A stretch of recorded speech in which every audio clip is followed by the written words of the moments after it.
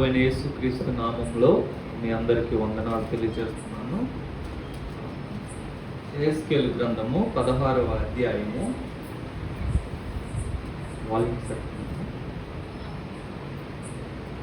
యెహెజ్కేలు గ్రంథము 16వ అధ్యాయము 9 నుంచి 13 వచనాలు, 9 నుంచి 13 వచనాలు మనం చదువుకుందాము.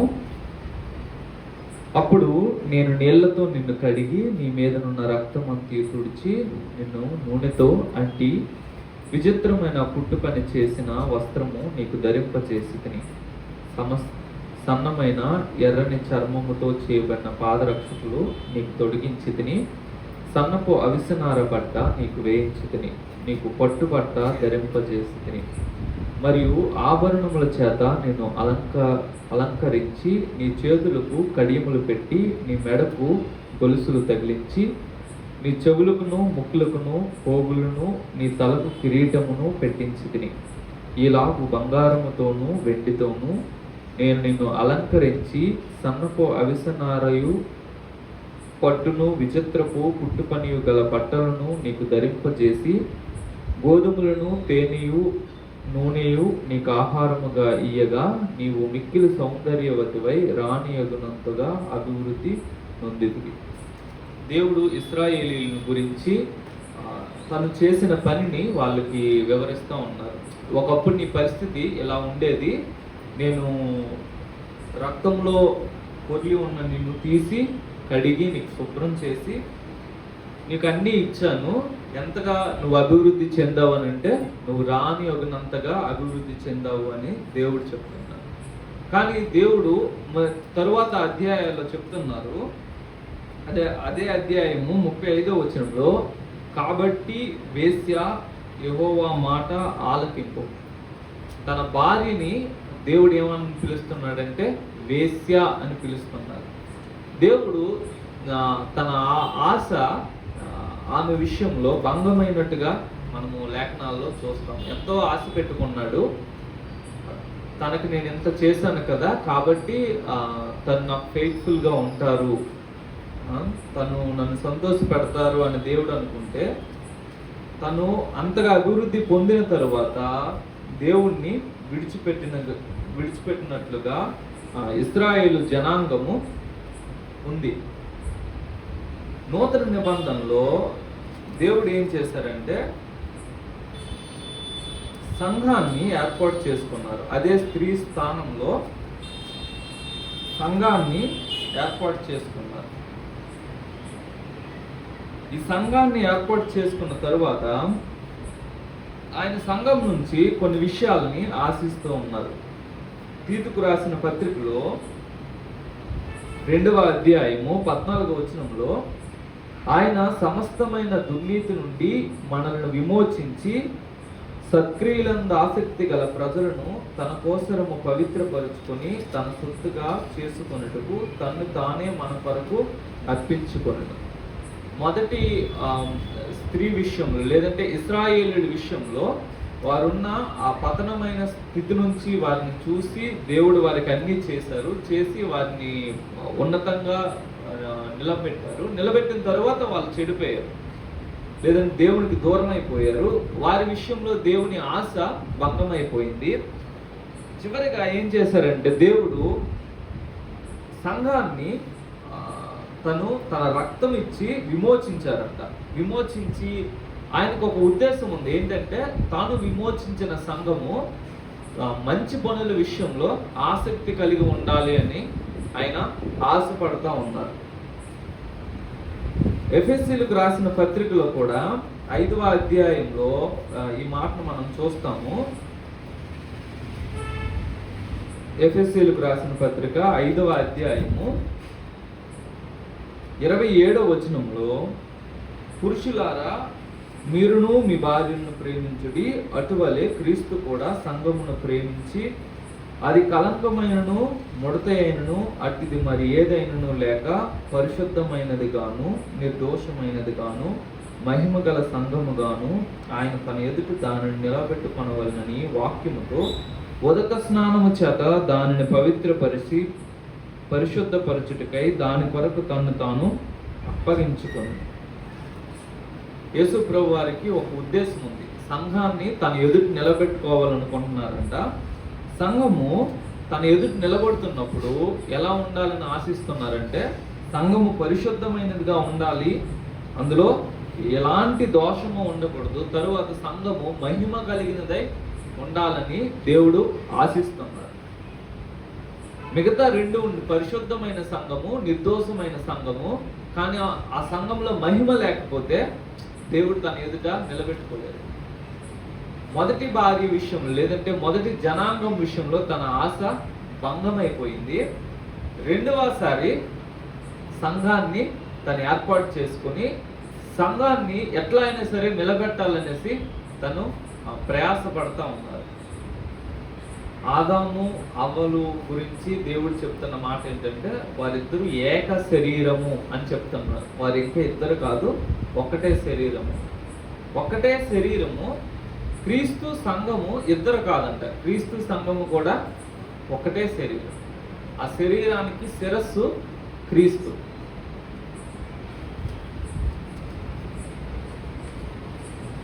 ఎఫెసీయులకు రాసిన పత్రిక ఆ మొదటి అధ్యాయంలో ఒక మంచి మాట మనం చూస్తాము.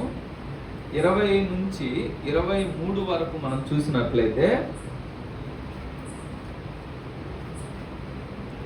ఆయన ఆ బలాతిశయము చేత క్రీస్తును మృతుల్లో నుండి లేపి సమస్తమైన ఆధిపత్యము కంటేను, అధికారము కంటేను, శక్తి కంటేను, ప్రభుత్వము కంటేను, ఈ యుగమందు మాత్రమే గాక రాబోవు యుగమందును పేరు పొందిన ప్రతి నామము కంటేను ఎంతో హెచ్చుగా పరలోకమందు ఆయనను తన కుడి పార్శ్వమున కూర్చుండబెట్టుకొని ఉన్నాడు. 20-21 వచనాల్లో ఏం చెప్తున్నారంటే, యేసు ప్రభు వారు దేవుని కుడి పార్శ్వాన కూర్చున్నారు అనే విషయాన్ని చెప్తున్నారు. అయితే ఆ ముందు వచనాల్లో చాలా విషయాలు చెప్తా ఉన్నారు. ఒకటి ఏంటంటే ఆధిపత్యము, 2 అధికారము, 3 శక్తి, 4 ప్రభుత్వము, 5 పేరు పొందిన ప్రతి నామం. ఈ యుగమందు మాత్రమే కాదు, రాబోతున్న యుగమందు. మనకు వరకు తెలిసింది ఏంటంటే, భూమి మీద మనము ప్రజలం ఉన్నాము, భూమి మీద ప్రభుత్వాలు ఉన్నాయి అనే విషయం మాత్రమే మనకు తెలుసు. కానీ వాస్తవం ఏంటంటే, భూమికి బయట కూడా ప్రపంచాలు ఉన్నాయి. అందుకని హెబ్రీయులకు రాసిన పత్రికలో ఆయన కుమారుని చేత ప్రపంచములను నిర్మించిన ప్రపంచాలు ఉన్నాయి. కాబట్టి ఏంటంటే, రాబోతున్న యుగాలలో, లేదంటే యుగం అనేది ఏంటంటే ఎక్కువ టైం పీరియడ్, ఎక్కువ కాల వ్యవధిని యుగం అని పిలుస్తారు. అలాంటి రాబోతున్న యుగాల్లో అంట, అందులో ఎవరైనా పేరు పొందిన వ్యక్తులు ఉంటే ఆ పేరు పొందిన వ్యక్తులు అందరికంటే పైన యేసుప్రభు వారు ఉంటారంట. ఉన్నతమైన స్థానాన్ని యేసుప్రభు వారికి దేవుడు ఇచ్చారు. ప్రతి అధికారము ఆయన క్రింద ఉంటుంది, ప్రతి ప్రభుత్వము ఆయన క్రింద ఉంటుంది, ప్రతిదీ ఆయన క్రిందని దేవుడు ఉంచారు. ఆ క్రింద వచనంలో అంటున్నారు, మరియు సమస్తమును ఆయన పాదముల క్రింద ఉంచి సమస్తము పైన ఆయనను సంఘమునకు శిరస్సుగా నియమించారు. ప్రతిదీ ఎక్కడుందనంటే యేసుక్రీస్తు వారి పాదాల క్రింద ఉంది. సంఘము యేసుప్రభు వారి ఇద్దరు వ్యక్తులు కాదు, ఇద్దరు ఒకే వ్యక్తి, ఒకే వ్యక్తి. ఒక శరీరంలోని తల యేసుక్రీస్తు ప్రభు అయితే శరీరము సంఘము. ఇప్పుడు చూడండి, సమస్తమును ఆయన పాదముల క్రింద ఉంచినంటే రాబోతున్న కాలంలో, అంటే ఇది మనం తీసుకోవడానికి కష్టమై ఉండొచ్చు, కానీ విషయం ఏంటంటే దేవుడు మనకి అంత ఉన్నతమైన స్థితిని ఇస్తున్నారనంటే, తను మనతో కలిపి ఒక శరీరంగా ఉండి సమస్తాన్ని మన కాళ్ళ క్రింద పెడతాడు. యేసు ప్రభువు ఏం చేస్తారంటే, ప్రతి అధికారాన్ని, ప్రభుత్వాన్ని, ఆధిపత్యాన్ని, శక్తిని, మనకు తెలిసి ఈ గురుత్వాకర్షణ శక్తి, తర్వాత ఎలక్ట్రిసిటీ, విద్యుత్ శక్తి, పవన శక్తి, ఈ శక్తులు తెలుసు. కానీ మనకు తెలియని శక్తులు గోల్డెన్ ఉన్నాయి. ప్రపంచానికి బయట చాలా శక్తులు ఉన్నాయి. ప్రతి శక్తి నీ పాదాల క్రిందకు వస్తుందంట, సంఘము క్రిందకు వస్తుంది. అలాంటి ఉన్నతమైన స్థితి దేవుడు సంఘానికి ఇవ్వబోతుంది. ఎందుకు ఈ విషయాలన్నీ చెప్తున్నానంటే, మనం చాలాసార్లు ఈ జీవిత ప్రయాణంలో చాలాసార్లు దేవుని మీద ఆయాసపడతా ఉంటాం. దేవుడు నా జీవితంలో ఎందుకు ఇవి అలౌ చేశారు, నన్ను ఎందుకు ఎట్లాగా ట్రీట్ చేస్తున్నారు, నాతో ఎందుకు ఆడుకుంటున్నారు ఆయన అని మనం అనుకుంటూ ఉంటాం. చాలాసార్లు ఇలాగా అంటాం కదా. అంటే అన్యులు ఈ డైలాగ్ ఎక్కువసార్లు వాడతారు. ఏంటంటే, దేవుడికి నేనే దొరికానా, నా కుటుంబమే దొరికిందా అని అంటారు. మనం దేవుడిని సరైన విధానంలో అర్థం చేసుకోగలిగితే అసలు మనం ఆయనతో మన ప్రయాణము చాలా బ్యూటిఫుల్గా ఉంటుంది. లేదంటే రోజు మన క్రైస్తవ జీవితం యొక్క ప్రయాణము, రోజువారీ మనము ఆయనతో చేసే సహవాసము చాలా స్వీట్గా ఉంటుంది. ఎప్పుడు స్వీట్గా ఉంటుంది? ఎప్పుడు ఆయన మన కొరకు ఎంత చేశారో అది అర్థమైనప్పుడు. ఆ ఎఫెసీయులకు రాసిన పత్రిక 2వ అధ్యాయం ఉంటుంది. మీ అపరాధముల చేతను పాపముల చేతను మీరు చచ్చిన వారై ఉండగా ఆయన మిమ్మల్ని క్రీస్తుతో కూడా బ్రతికించారు. దేవుడు ఏం చేశారంటే, మనం అందరము చనిపోయిన వాళ్ళమంట. ఎక్కడ, దేనిలో చనిపోయామంటే పాపం వలన, అపరాధాల వలన చనిపోయాము. చనిపోయిన వాళ్ళని దేవుడు బ్రతికించాడు. బ్రతికించి ఎక్కడికి తీసుకెళ్ళాడంటే పరలోకంలో తనతో పాటు కూర్చోబెట్టుకున్నాడు. నరకపాత్రుడైన ఒక వ్యక్తికి, యుగ యుగాలు అగ్నిలో కాలాల్సిన ఒక వ్యక్తికి దేవుడు ఎంతటి భాగ్యం ఇచ్చాడంటే, కేవలం తన నరకం నుంచి తప్పించడం మాత్రమే కాదు. మనం ఏమనుకుంటామంటే రక్షణ పొందడం అంటే నరకం నుంచి తప్పించబడడం. ఎస్, అది కరెక్టే. కానీ అది మాత్రమే కాదు, అంతకంటే చాలా విషయాలు ఉన్నాయి. అందులో ఒకటి ఏంటంటే, దేవుడు మనల్ని తీసుకెళ్ళి ఆయనతో కూడా కూర్చోబెట్టుకొని ఉన్నారంట. చూడండి 7వ వచనము, 2:7, క్రీస్తునందు మనలను ఆయనతో కూడా లేపి పరలోకమందు ఆయనతో కూడా కూర్చుండబెట్టెను. మనం ఎక్కడున్నాము అంటే యేసు ప్రభువుతో కలిసి పరలోకంలో కూర్చొని ఉన్నాం. ఎక్కడ ఉండాల్సిన వాళ్ళము అంటే నరకంలో ఒక మూలన కాలుతా ఉండాల్సి. మన జీవితంలో వస్తున్న కష్టాలు లేదంటే శ్రమలు, జీవితంలో మనం ఎదుర్కొంటున్న పోరాటాలు అన్నిటి మధ్యలో దేవుని పట్ల ప్రేమను, దేవుని పట్ల భక్తిని మనం కొనసాగించగలగాలి అని అంటే, దేవుడు నా కొరకు ఏం చేశాడు, ఏం చేయబోతున్నాడు అనే విషయాల్లో మనకి ఖచ్చితమైన అవగాహన మనం కలిగి ఉండాలి. ఈ అవగాహన ఎప్పుడైతే ఉండదో జరిగేది ఏంటంటే, అన్నీ బాగున్నప్పుడు దేవుని చేయి పట్టుకొని మనం వెళ్తాము. ఏవి బాగోలేనప్పుడు ఈ దేవుడు నాకు అవసరం లేదనేసి వదిలేస్తాం. అయితే దేవుడు ఏమని ఆశిస్తున్నారంటే, నేను నీ కొరకు ఎంత చేశానో నువ్వు అది చూడు, చూసి నాతో కూడా సహవాసము చేయండి. అందుకనే మన యొక్క రాబోతున్న యుగాలలో లేదంటే ఈ యుగము తర్వాత మన స్థాయి ఏంటనేది లేఖనాల్లో ఆయన చెప్పారు. అక్కడ 3వ అధ్యాయంలో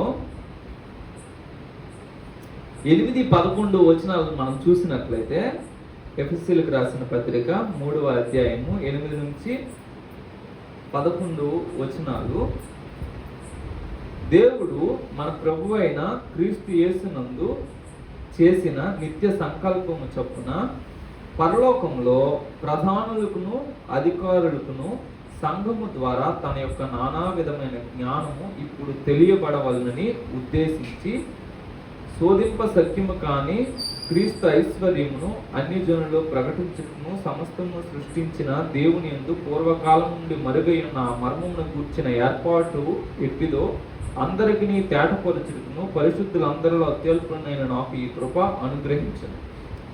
పౌలు గారు తన సువార్త గురించి కొన్ని విషయాలు చెప్తూ 8వ వచనంలో చెప్తున్న మాట ఏంటంటే, దేవుడు ఒకటి ఉద్దేశించారంట.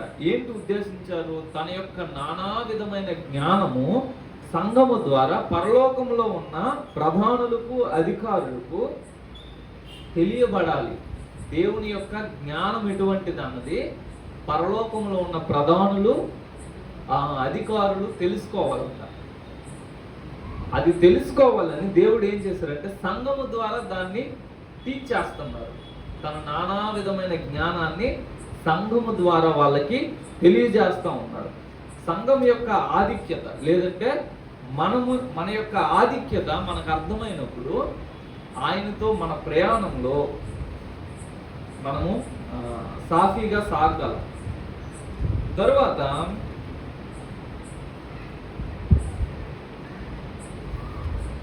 ప్రకటన గ్రంథంలో ఎఫెసీ సంఘాన్ని గురించి ఆయన చెప్తూ ఒక మాట అంటున్నారు.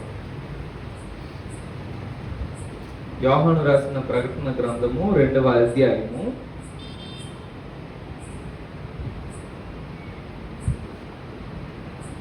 4వ వచనము, అయినను మొదట నీకుండిన ప్రేమను నీవు వదిలితవని నేను నీ మీద తప్పు ఒకటి మోపవలసి ఉన్నది. దేవుడు అంటున్న విషయం ఏంటంటే ఎఫెసీ సంఘము ఆ ముందు విషయాల్లో నువ్వు అలిసిపోలేదు, నువ్వు సహనం కలిగి నా నామం నిమిత్తం భారాన్ని భరించావు, దుష్టులను సహింపలేదు, అపోస్తులు కాక తాము అపోస్తులను చెప్పుకుంటున్న వాళ్ళని అబద్ధికులను నువ్వు కనుగొన్నావు. ఇవన్నీ అప్రిషియేట్ చేస్తూ అంటున్నారు. నువ్వు నన్ను ప్రేమించే విషయంలో మొదటి ప్రేమను వదిలేసావు. మొదట నువ్వు నన్ను ప్రేమిస్తున్నట్లుగా ఇప్పుడు నన్ను ప్రేమించట్లేదు. దేవుని పట్ల మన ప్రేమ మారకుండా ఉండాలంటే ఏం చేయాలి? దేవుణ్ణి నేను ప్రేమిస్తున్నాను, కానీ ఈ ప్రేమ ఆది లేకపోతే ఆయనతో తొలి పరిచయంలో ఉన్న ప్రేమ సంవత్సరాలు గడిచే కొద్దీ చల్లారిపోతూ ఉంది.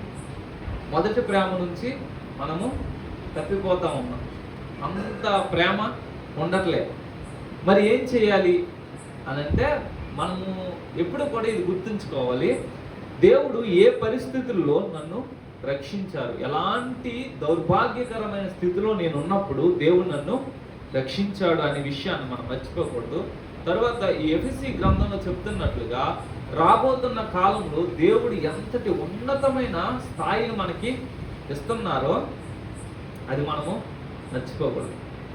ఏదైనా సరే చూడండి, ఇంకొక విషయాన్ని చెప్తాను. ఏంటంటే మనం ఏదైనా ₹1,00,00,000 మన దగ్గర ఉంది, దాన్ని వదులుకోవాలంటే వదులుకోగలమా? వదులుకోలేం. ఎప్పుడు వదులుకోగలం? ₹1,00,00,000 ఎప్పుడు వదులుకోగలం? Very good. దానికంటే ఎక్కువ మనకి ఇస్తామని ఎవరైనా చెప్పారనుకో, నువ్వు ₹1,00,00,000 వదిలేస్తే దానికంటే ఎక్కువ నేను నీకు ఇస్తానని చెప్పారనుకుంటే ఈజీగా ₹1,00,00,000 వదులుకోగలం. యేసయ్య ఏం మన నుంచి ఆశిస్తున్నారంటే ఈ లోకంలో ధనం కోసం, ఈ లోకంలో పేరు కోసం, ఈ లోకంలో అధికారం కోసం, వీటి కోసం నువ్వు ప్రాకులాడదు, వదిలే అంటున్నారు. ఎందుకు వదిలేయమంటున్నారంటే నీకు ఇవ్వబోతున్న దాన్ని ఆయన లేఖనాల్లో చెప్తున్నారు. లూసిఫర్ ఒక స్థానాన్ని కోరుకున్నాడు, ఆ స్థానము తనకి దక్కలేదు. తను దేవుడితో సమానుడిగా ఉండాలనుకున్నాడు, కానీ కుదరలేదు.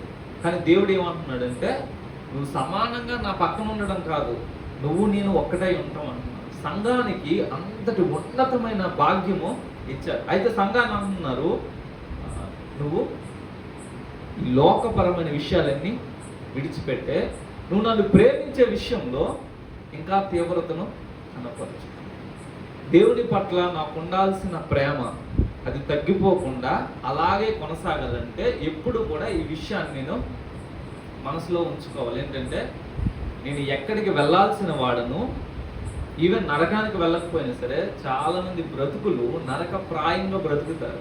వాళ్ళ జీవితాల్లో సమాధానం ఉండదు, నెమ్మది ఉండదు, క్షేమం ఉండదు, శాపగ్రస్తమైన జీవితాలను జీవిస్తూ ఉంటారు. మనకి అలాంటి ఆ దౌర్భాగ్య స్థితి నుంచి దేవుడు లేపి మనకు సమాధానకరమైన స్థితిని ఇచ్చారు. బహుశా అందరికీ ఉన్నట్లుగా జీవితంలో కష్టాలు మనకే ఉన్నాయి, కానీ చాలా మందికి లేనట్టుగా మన హృదయాల్లో సమాధానము ఉంది, మన హృదయాల్లో నెమ్మది ఉంది.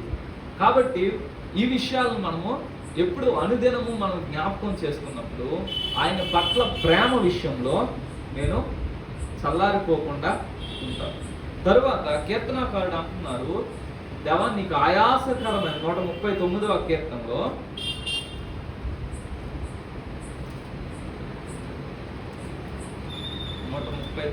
కీర్తన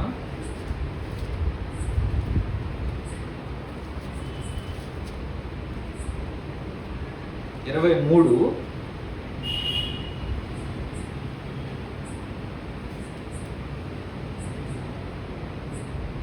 దేవా నన్ను పరిశోధించి నా హృదయమును తెలుసుకొనుము, నన్ను పరీక్షించి నా ఆలోచనలను తెలుసుకొనుము.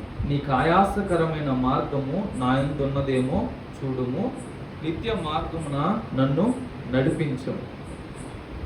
దావీదు యొక్క హృదయాభిలాష ఏంటంటే, ప్రభా నీకు ఆయాసం కలిగించే వే ఏదైనా నాలో ఉందేమో చూడు, దాన్ని నేను సరి చేసుకుంటాను, నాకు తెలియచేయి. చూడండి, మనకు కేవలము డూస్ అండ్ డోంట్స్ కాదు, క్రైస్తవుడికి డూస్ అండ్ డోంట్స్ కానే కాదు, దానికంటే ఎక్కువ దేవునికి ఏది ఇష్టము, దేవునికి ఏది ఇష్టం లేదు. చాలామంది వైఫ్స్కి హస్బెండ్కి ఏమి ఇష్టమో బాగా తెలుస్తుంది. అందుకని ఆయనకి ఇష్టం లేనిది వంట చేయరు. ఎందుకు చేయట్లేదు? ఆయనకి ఇష్టం ఉండదనే విషయము తెలుస్తుంది. అది ఆయన వద్దని చెప్పకపోవచ్చు, కానీ కష్టంగా తింటాడనే విషయం మనకి అర్థమవుద్ది కాబట్టి మనము చేయము. దేవుడు కొన్ని విషయాలు మనకి మూవీస్ చూడొద్దు, సిగరెట్ కాల్చొద్దు, ఇట్లాంటివి ఏవి మనకి బైబిల్లో రాసి పెట్టలేదు. కానీ ఆయన కొన్ని విషయాలు ఇష్టం ఉండవు.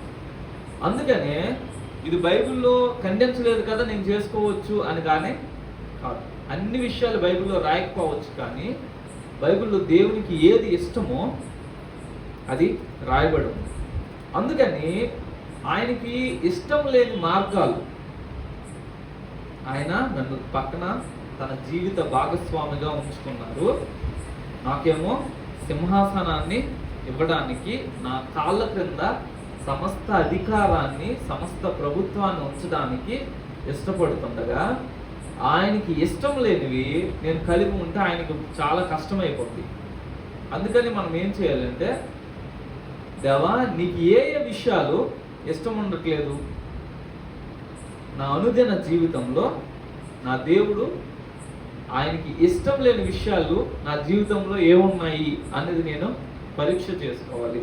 పరీక్ష చేసుకొని వాటిని మనము తొలగించుకుంటా ఉండాలి.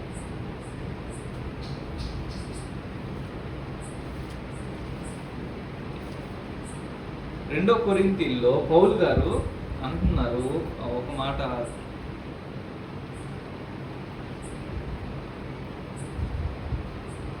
పన్నెండు 15, కాబట్టి నాకు కలిగినది యావత్తు మీ ఆత్మల కొరకు బహు సంతోషముగా గేయపరిచెదను, నన్నును నేను గేయపరుచుకుంటున్నాను. భక్తుడు దేవుని యొక్క సంఘం కొరకు ఏమంటున్నారంటే, నాకు కలిగినది యావత్తు మీ కొరకు సంతోషంగా గేయపరుస్తాను అని చెప్తా ఉన్నారు. ఎలా ఇలా చేయగలము? ఒకరి కోసము మనకు కలిగిన యావత్తు ఎట్లా సాక్రిఫైస్ చేయగలమని అంటే, మనకి ఎప్పుడైతే క్రీస్తు యొక్క త్యాగము లేదంటే యేసు ప్రభు వారు నా కొరకు ఏం చేశారనే విషయం మనకి అర్థమైనప్పుడు మనం కూడా అదే విషయాన్ని చేయగలం. యేసు ప్రభు వారు నా కొరకు తన ప్రాణాన్ని పెట్టారు, తన రక్తాన్ని కార్చారు, తన సమస్తాన్ని నా కొరకు వ్యయపరుచుకున్నారు. కాబట్టి ఆయన పిల్లోనిగా లేదంటే ఆయన శరీర భాగముగా నేనేం చేయాలంటే, ఆయన చేసిన ఆ యొక్క జీవిత విధానాన్ని నేను కూడా అనుసరించాలి, నేను కూడా చెయ్యాలి. కింద అంటున్నారు పౌలు గారు, నేను మిమ్మల్ని ఎంత ఎక్కువగా ప్రేమించుచున్నానో అంత తక్కువగా మీరు నన్ను ప్రేమింతురా.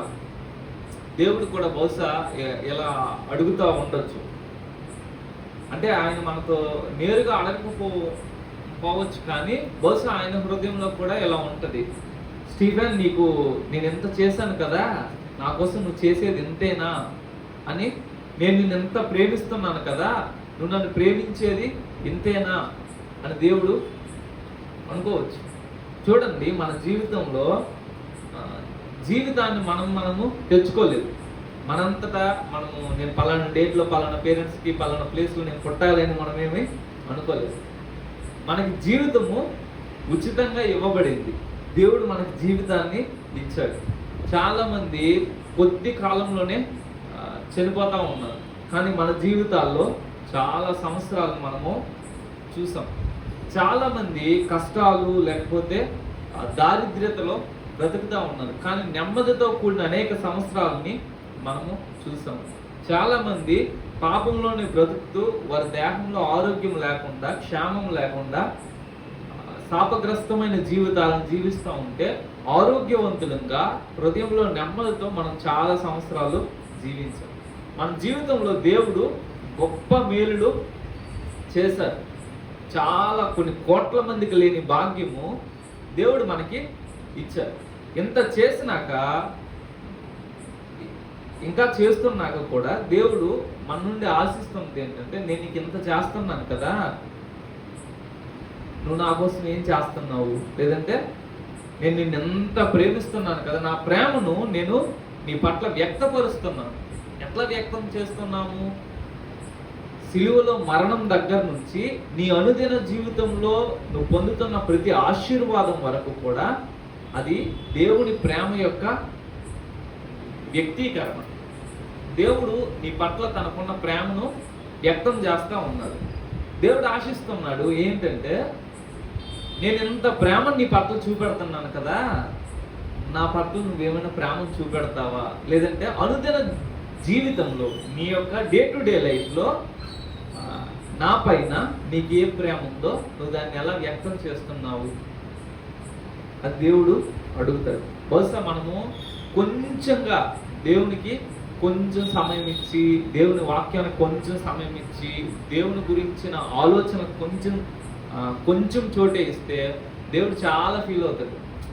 అరే, నీకోసం నేను ఇంత చేశాను, నువ్వు నన్ను అంత కొంచెం ప్రేమిస్తావా? ఆ ప్రేమను మనము ఎట్లా వృద్ధిపరుచుకోవచ్చు అంటే చెప్పాను ఏంటంటే, మనం ఉన్న పతన స్థితిని మనము జ్ఞాపకం చేసుకోవాలి.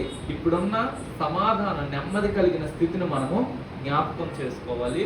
రాబోతున్న కాలంలో దేవుడు ఎంత ఉన్నతమైన స్థాయిని ఇవ్వబోతున్నారో దానిని మనము జ్ఞాపకం చేసుకోవాలి. ఇవి ఎప్పుడు ఫ్రెష్గా మన మైండ్లో ఉంటే అప్పుడే మనము ఆయన పట్ల ప్రేమను కలిగి ఉండగలము, ఆయన్ని మనం ప్రేమించగలము. ఒకవేళ ఇవేవి మన మైండ్లో లేకపోతే మన కష్టాలే కనిపిస్తాయి, మన జీవితంలో ఉన్న ఈ వ్యాధులు లేకపోతే చిన్న చిన్న విషయాలు పెద్ద పెద్ద విషయాలుగా కనిపిస్తాయి. పౌలు గారు చాలా శ్రమలు అనుభవించారు. ఆయన అంటున్న మాట ఏంటంటే, రాబో మహిమ ఎదుట శ్రమలు ఎన్న తగిన అసలు నెగ్లిజిబుల్ అంటున్నారు. ఇవి ఎన్నికి చేయబడినవి కానే కాదు అంటున్నారు. అందుకనే మనకి రాబోతున్న ఆ యొక్క యుగమును గురించి లేదంటే రాబోతున్న కాలమును గురించి ప్రత్యక్షత మన హృదయాల్లో మనం కలిగి ఉండాలి. అది ఉంటేనే ఈ పాప లోకంలో పాపాన్ని వద్దు అని అనగలం, డబ్బును వద్దు అని అనగలం. ఎప్పుడు అనగలం ఈ డబ్బు వద్దు అనేసి? దేవుడు నీకు ఎంత ఇవ్వబోతున్నాడో అది నీకు అర్థమైనప్పుడు. ఈ అధికారులను చూస్తే చాలా బాధ అనిపిస్తుంది. 5 సంవత్సరాల కోసము చాలా కష్టపడి కోట్లు వెచ్చించి చాలా రాద్ధాంతం చేస్తారు. 5 సంవత్సరాలు అయిపోగానే అయిపోయింది. కానీ మనకి ఇవ్వబడుతున్న అధికారం, మనం చేయబోతున్న ప్రభుత్వం 1 రోజు కాదు, 2 రోజులు కాదు, యుగాలు చేయబోతున్నాం. అలాంటి ఉన్నతమైన స్థాయికి దేవుడు మనల్ని పిలిచాడు, దేవుడు మనకి ఇచ్చాడు. అందుకని దేవా, నువ్వు నా కోసం ఎంత చేసావు కదా, ఒకటి నీ ప్రేమను వ్యక్తం చేసావు. ఎట్లాగా?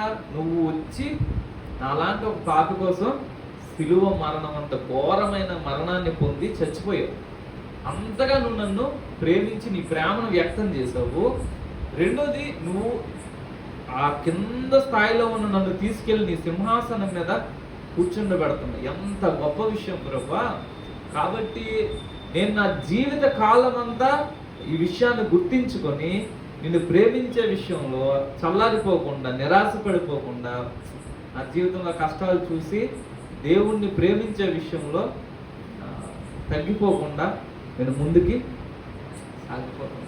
ఒక్కటే జీవితము, మనము ఇంకొద్ది సంవత్సరాల్లో నిత్యత్వంలోనికి అడుగు పెట్టబోతున్నాము. ఇక్కడ ఈ జీవితంలో మనము దేవుని గురించి, ప్రభు అయిన యేసుని గురించిన జ్ఞాన విషయంలోనూ ఆయన యొక్క సంపూర్ణత విషయంలో ఎదగాలంట. ఎఫెసీయులకు రాసిన పత్రికలో అదే మాటలు చెప్తున్నారు. దేవుని మనమందరము 4:11 మనమందరము విశ్వాస విషయంలోను దేవుని కుమారుని గూర్చిన జ్ఞాన విషయంలోను ఏకత్వము పొంది సంపూర్ణ పురుషులమగు వరకు, అనగా క్రీస్తునకు కలిగిన సంపూర్ణతకు సమానమైన సంపూర్ణత కలవారమగు వరకు ఆయన ఎలాగూ నియమించింది. దేవుడు ఆశిస్తున్నారు తన సంఘం అంట తనకి ఏ సంపూర్ణత ఉందో ఆ సంపూర్ణతను తన సంఘము అందుకోవాలి. ఆ సంపూర్ణతకు తన సంఘము ఎదగాలని దేవుడు ఆశిస్తున్నారు. కాబట్టి మనకున్న ఈ కొంచెం కాలంలో మనం చేయగలిగిన ఉత్తమమైన పని ఏంటంటే దేవుని గురించి మన అనుదిన జీవితంలో ఎదుగుతా ఉండాలి. దేవుణ్ణి ప్రేమించే విషయంలో నిన్నటి కంటే ఈరోజు ఇంకొక ఎక్కువ ప్రేమను వ్యక్తం చేస్తూ ఉండాలి. దేవుడు మన పట్ల చేస్తున్న ఆ గొప్ప కార్యాన్ని బట్టి దేవునికి కృతజ్ఞతలు తెలియచేయాలి. వీధుల్లో చెత్తం ఏరుకుంటున్న ఒక వ్యక్తిని తీసుకెళ్ళి వాడికి నీట్గా స్నానం చేసి మంచి కాస్ట్లీ బట్టలు వేసి వాడిని పెద్ద బంగ్లాలో కూర్చొని పెడితే వాడు కృతజ్ఞత లేకుండా ఉంటాడా? ఖచ్చితంగా కృతజ్ఞత చూపెడతాడు కదా. ఈరోజు భుజాన సంచి వేసుకొని చెత్త వేరుకోవాల్సింది నేను బంగ్లాలో ఉన్నాననే ఆ కృతజ్ఞత భావము ఉంటుంది. మనలందరినీ దేవుడు ఉన్నతమైన సింహాసనానికి తన పక్కన తనతో ఏక శరీరం, అందుకే ఒక దగ్గర ఉంటుంది క్రీస్తుతో కలుసుకున్న వాడు ఆయనతో ఏక ఆత్మై ఉన్నారు. అంటే మనకి అది సరిగ్గా అర్థం కావట్లేదేమో కానీ నేను యేసు ప్రభువు ఇద్దరు వేరు కాదు, ఇద్దరు ఒకే ఆత్మను కలిగి ఉన్నవారు. పెళ్ళి అయితే భార్యతో ఎలా అయితే ఇద్దరం వేరు వ్యక్తులు కాకుండా ఒకే శరీరం అయి ఉంటామో అలాగే యేసు ప్రభువుతో కలుసుకునే ప్రతి వ్యక్తి కూడా ఒకే ఆత్మై ఉంటారు. దేవుడు ఎంత గొప్ప ఆధిక్యతను ఎవరికి ఇచ్చాడు? పాపంలో పుట్టి పాపంలో పెరిగి పాపంలోనే చనిపోతూ నరకానికి వెళ్ళిపోతున్న మానవ జాతికి ఇంత గొప్ప భాగ్యాన్ని ఇచ్చారు. కాబట్టి ఇవన్నీ మనసులోనికి తెచ్చుకొని ఎప్పుడైనా జీవితంలో కష్టాలు ఎక్కువైపోయి అందరూ బాగున్నారు నేనే బాగలేను అని అనిపించింది అనుకోండి, అప్పుడు ఇవన్నీ రిమెంబర్ చేసుకొని దేవా ఎలాంటి స్థితిలో ఉండాల్సిన నన్ను తీసుకొచ్చి ఎలాంటి స్థితిలో ఉంచావు, ఇంకా ఎలాంటి స్థితిలో ఉంచబోతావు, అంత ధన్యత ఒక పాపిని నాకు ఇచ్చావు ప్రభు అని ఆయన స్తుతిస్తా ఆ నిరాశ నుంచి మనము బయటికి రావాలి. అందుకని దేవుడు చేసిన ఉపకారాలంటే మనకి బట్టలు ఇవ్వడము లేకపోతే అన్నం పెట్టడం ఇది కాదు. అవి ఉపకారాలే కానీ అవి మాత్రం కాదు. దానికంటే పెద్ద ఉపకారము శాపగ్రస్తమైన బ్రతుకుల నుంచి, అసమాధానకరమైన బ్రతుకుల నుంచి మనల్ని విడిపించి ఉన్నతమైన మహిమ రాజ్యానికి మనల్ని వారసులుగా చేశారు. ఈ జీవితంలో ఏవి కోల్పోయినా సరే అవేవి పర్మనెంట్గా మనం కోల్పోవట్లేదు. అవి ఉన్నా మనం పోవాలి, మనం ఖచ్చితంగా వెళ్ళిపోవాలి. అది పోయినా మనం పోవాలి. అది టెంపరీగా ఏవైనా కోల్పోతే టెంపరీగా కోల్పోతాము, కానీ ఏమైనా సంపాదించుకుంటే నిత్యత్వంలో శాశ్వతంగా సంపాదించుకుంటాం. కాబట్టి మనము కోల్పోయేది ఏమీ లేదు. దేవుని కొరకు సంపాదించినవి నిత్యత్వం అంతా మనతో కూడా ఉంటాయి. ఆ విషయాలను మనము దృష్టిలో పెట్టుకొని దేవుణ్ణి ప్రేమించే విషయంలో, దేవుని కొరకు ప్రయాసపడే విషయంలో మనము నిరాశపడకుండా ముందుకు వెళ్తా ఉండాలి. దేవుడు ఈ మాటలను దీవించును కాదు. ఒక మాట ప్రార్థన చేసుకుంటాం. జీవము కలిగిన పరిశుద్ధ తండ్రి, మీకు స్తోత్రాలు చెల్లిస్తున్నాము. ప్రభా, ఎంత గొప్ప దేవుడు ప్రభా. ఆయన పాపులము పుట్టుకతోనే అపరాధము పాపము చేస్తూ దేవ చచ్చినటువంటి మమ్మల్ని మీరు ప్రేమించి, అయ్యా దేవ, మీరు మాలాంటి దేవ భక్తిహీనుల కొరకు ఈ లోకంలోనికి వచ్చి సిలువలో మీరు ప్రాణాన్ని పెట్టారు, మీరు రక్తాన్ని కార్చారు. ఎంత ప్రేమను మా పట్ల చూపించారు ప్రభా.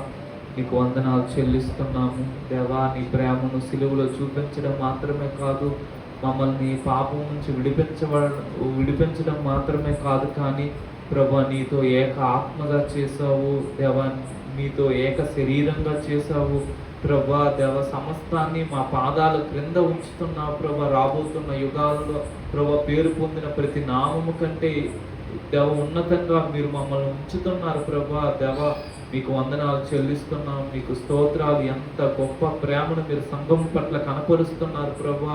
మీకు స్తోత్రాలు నాయన దేవ. ఈ విషయాలను మేము దేవ మా హృదయాల్లో పదిలపరుచుకొని ప్రభా దేవ, మా జీవితంలో ఉన్న సమస్యలు దేవ, కష్టాలు, వీటన్నిటిని చూసి నిరాశపడకుండా ప్రభా దేవ, మిమ్మల్ని చూస్తూ దేవ, మిమ్మల్ని ప్రేమిస్తూ ముందుకు సాగడానికి మాకు సహాయం చేయమని ప్రార్థన చేస్తున్నాము. మీ కృపకు అప్పగించుకుంటున్నాము. మీ వాక్యం మా హృదయాల్లో ఫలించడానికి సహాయం చేయమని మా ప్రభువును రక్షకుడైన యేసు నామమున ముందు ప్రార్థన చేస్తున్నాము తండ్రి. ఆమేన్.